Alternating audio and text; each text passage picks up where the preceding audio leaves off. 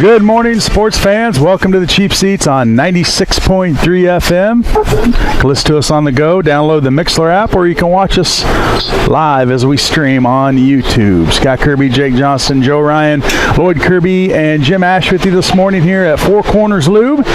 And right off the bat, we have a guest on the line. Oh, a guest. Good morning.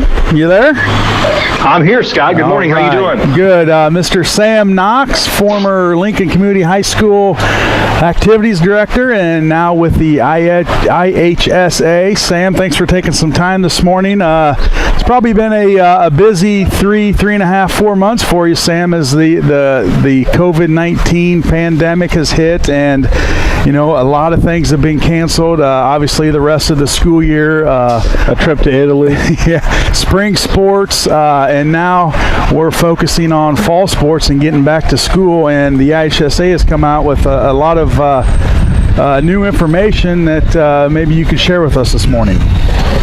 No, you're absolutely right, Scott. It's been probably the longest 3.5 months of many of our lives. As much as we all love the high school scene and high school sports, it was just so frustrating back in March when everything was canceled suddenly, especially for the Railers, who had a tremendous season going, and they were rolling and clicking at the right time. I went and watched both of their regional games at Bloomington High School and just saw an amazing team that I knew we were going to be handing a trophy on the final weekend of the season. So that was especially heartbreaking for all of us. Yeah, but, you're right. We've come out recently with some guidance for schools on how they can start to return to play, hopefully very safely, hopefully very efficiently, with groups of no more than 10 people gathered in June, where they can just do some basic exercises, agility, stretching, weight room stuff that get kids back in the swing of things, because a lot of these kids have been active to some degree, but most of them have been sitting around doing not much the last 3 months, unfortunately. Yeah, and that's it's going to be a hard thing to kind of facilitate. It's new to everybody. And how did you guys come up with this kind of format? Are you guys working closely with the IDPA, and how does this go about? That's exactly right. It's nothing that we just came up with on our own. It's certainly a cooperation between the IHSA and the IDPH and the Illinois State Board of Education and the government restrictions that have been handed down to all of us. So we're not in position to really go outside the boundary lines there of what has been shared with us by the government. So we're trying to work our best within that framework. And then hopefully by the end of June, we can move to phase 4, which would allow gatherings of up to 50 people. And we've already shared some language with schools of what that might look like, and get back to using a football, a volleyball, a soccer ball, a basketball, blocking sleds, kind of get back to what normal summer contact days look like.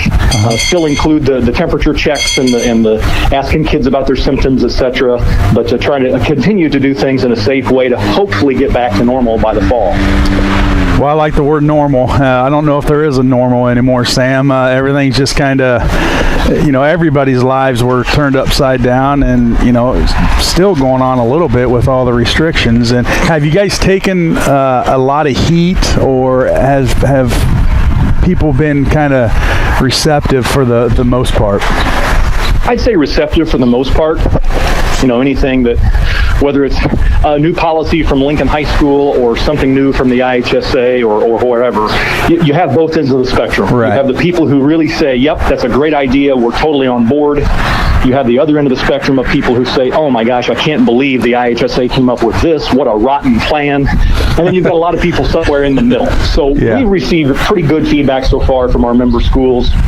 They're supportive. They know that it stinks right now to not be able to get equipment out and do normal things in the summer, but they realize this is a step in the right direction, and what they're able to do right now with kids, groups of no more than 10 and just some basic exercising, is much better than everybody sitting at home wondering what's next. Right, and I think that's what people are just looking for right now, just some kind of information, some kind of direction, basically hope. There's a hope that school's going to be back in the fall and all fall sports, and I think people just want just to hear that's in the process, and the future's looking pretty good. Yeah, no doubt. I pray every day that no matter what happens this summer, my prayer is that we have a school year and that we have fall and winter and spring sports for the next school year. I've jokingly told people the last few days, I said, hey, I'd much rather be back being an athletic director, dealing with an upset parent about a situation or burnt popcorn in the concession stand or a spill on the basketball court than all the mess we've gone through the last 3.5 months. Absolutely. And that's what people don't understand, the behind the scenes of the time and the effort that you guys are putting into this and the decisions and, how you put all this together. And it's not like you just, wake up one morning and say, oh, this is what we're going to do. It's a process that you've been working on for the past, several months.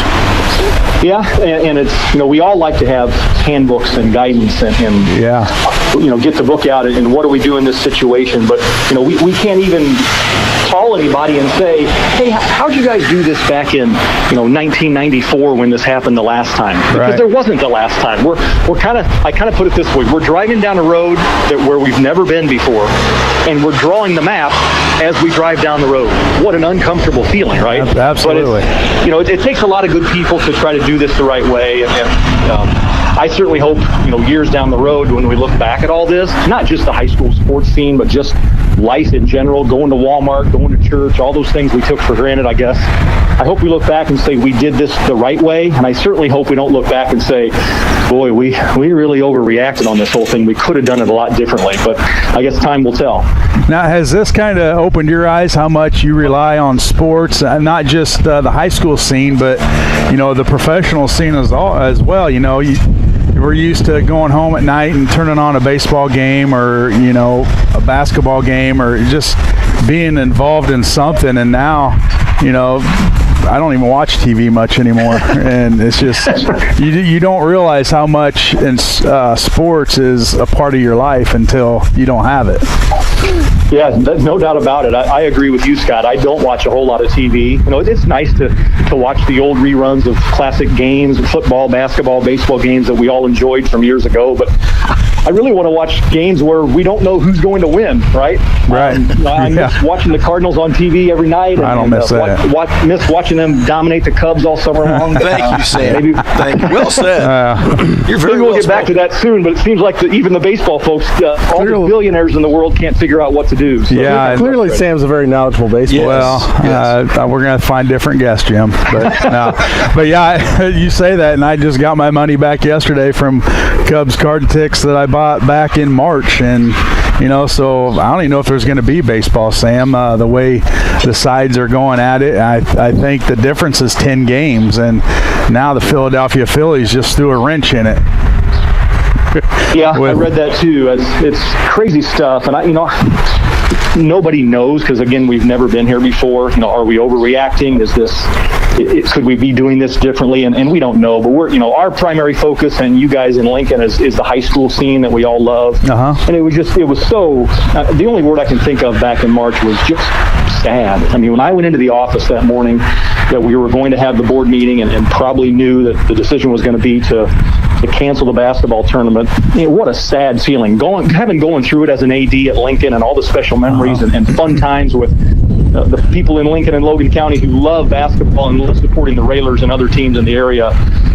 Just knowing that everybody around the state who really loves March Madness, our version of March Madness, didn't get to go through that this year was just sad and heartbreaking. And I came home that evening after our board meeting, and our board made the right decision, no doubt, but a very tough decision. And knowing that the 1A, 2A schools were already in Peoria, they had already practiced on the court that afternoon, and they were ready to go to the team banquet and get ready for the games the next day. And my colleague, Kurt Gibson, our boys basketball administrator, had to go into a coaches meeting and tell them, coaches, sorry, the tournament is over. And what a crushing thing for him to have to do. But just everybody around the state who loves high school basketball, it just was a sad, sad situation. Yeah, and being in Lincoln, you don't even see that part. Everybody's focused on, the lives of our kids being flipped upside down, and you don't even take into account that, there were 4 other teams in Peoria that were, like you said, ready to play and didn't even have the opportunity. And, that's got to be just a kick in the SHGs gut right have there. a historical basketball Yeah, season. they were. Yeah, I think first time there. Yeah. And yeah, just to be ripped away. But it's affected thousands of lives over the state of Illinois, and hopefully we can get back to, like you said, Sam, some normalcy. Now, how many stages or phases is there? 5 stages, and we're shooting towards stage 4 now? That's right. Yep. The Restore Illinois plan is 5 phases, and we're getting near the end of phase 3, hoping for phase 4 later in June. I think June 26th is the earliest we could do that. And looking, all signs are indicating that Illinois is one of the nation leaders in cases going down. So maybe we are doing things the right way, but it's certainly been testing our patience and frustration the last few weeks. But hopefully in phase 4 we get out, we can have gatherings of up to 50 people and have some summer basketball, have some summer soccer and 7-on-7 football. Again, taking lots of precautions to keep the kids safe. And I want to praise our coaches all around the state too, who are doing things that they've never had to imagine doing before, taking kids' temperatures, taking attendance at practice, keeping kids in groups of 10. I mean, coaches are going way beyond normal expectations, but they're doing a really, really good job to help us do this the right way. And again, with the goal of having a school year and sports in the fall, but time will tell what happens there. I talked to John Allison earlier this week, and he said what used to take 45 minutes now takes 2.5, 3 hours to run everybody through the weight room and clean it all the time, put them in groups of 10 or 9 people and move them around. I was going to ask you earlier too, what about the surrounding states? How much of an effect does that have if say Missouri or somebody says, hey, it's grown too much and we're out? Would that affect the state of Illinois?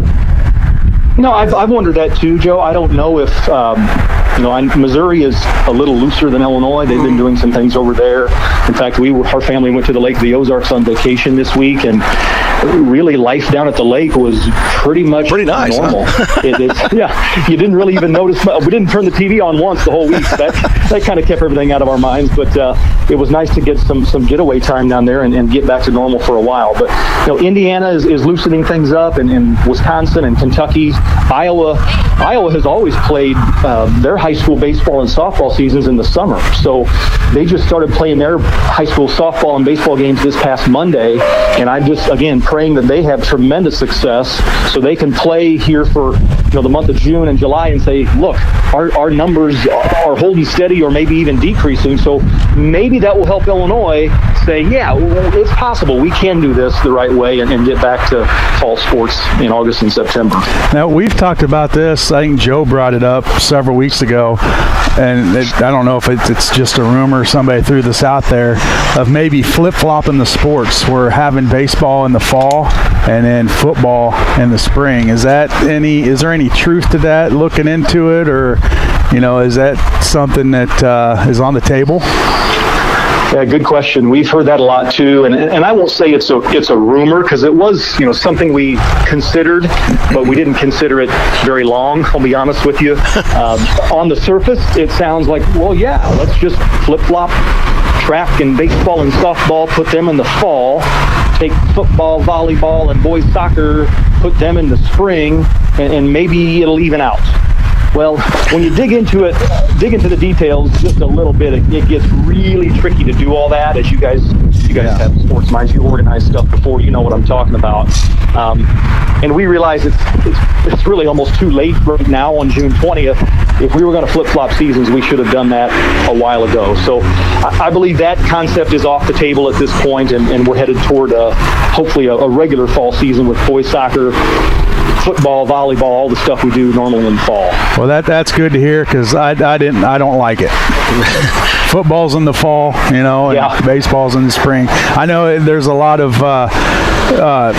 concerns, I guess, about all the baseball games being canceled because of weather, and that was one of the issues, that maybe they would flip-flop it. But, it's been like this for, I don't know.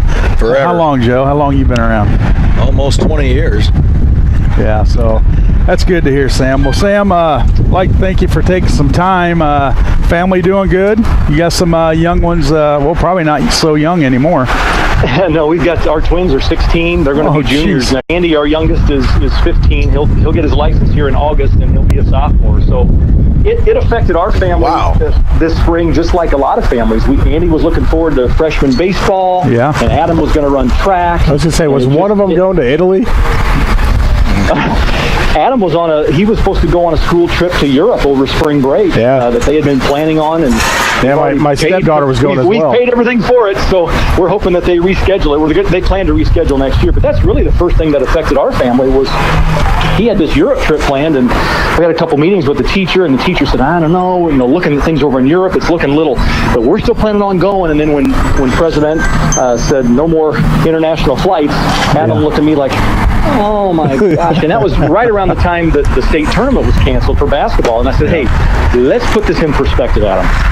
You're a sophomore. You'll get this Europe trip rescheduled. It'll happen sometime. But these kids who don't get to finish their high school basketball career, and he said, Dad, you've said enough. I totally understand.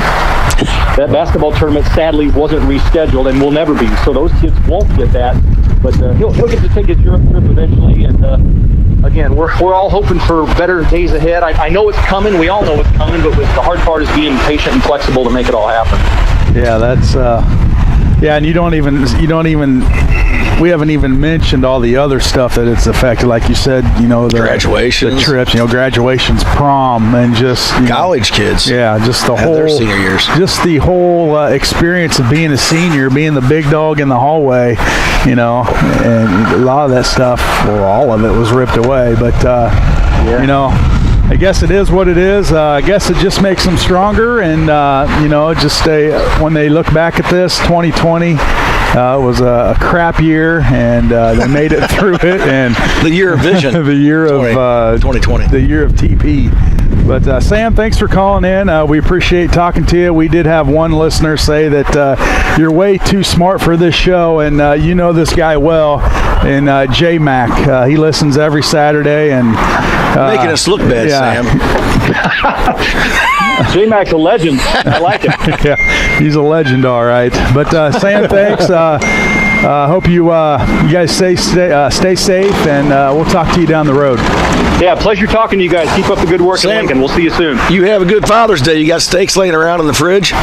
We'll find something, Joe. I promise. I found a smoker that I like to use in the garage, and I kind of, when you stay home for all those times and you can't go out to eat, you got to find some new ways of cooking. So I kind of stumbled upon that. It's been kind of nice. All right. Well, happy Father's Day. Yeah, same to you guys. Take care. All right. It's Sam Knox with IHSA. He's kind of a big deal. He is a big deal. We saw Sam in Peoria. Was it East Peoria? The state junior high state tournament. He was one of the officials out there. So we got to see Sam back in, was it February?